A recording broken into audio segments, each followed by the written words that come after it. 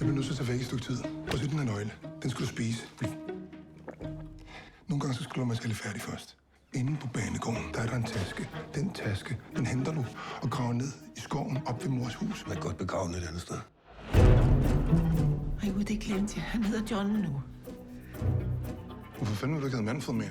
Altså, du kan jo ikke bare komme hjem, når du har været væk så længe, og så tror, at alt er det samme. Ja, John. Så er han dobbelt ved lænderne. Du ligner ham jo ikke engang.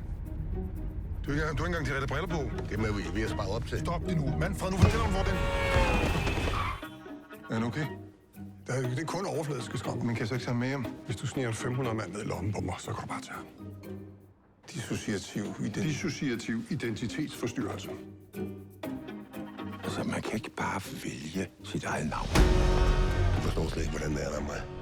Folk kan virkelig godt lide mig. Fordi du er John. Du er sindssyg, så skal du ikke lave bane med tosser. Det er faktisk et yderst validt psykiatrisk eksperiment. Skal du så spille for et rigtigt publikum?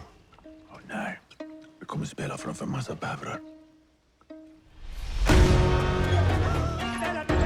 Hvad er det, Anker leder efter ude i skoven? Når man har en hemmelighed, så sætter man en krone.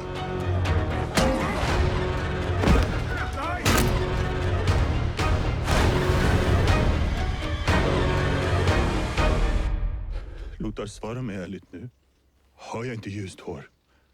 Och är inte mina ögon blå? Jamen,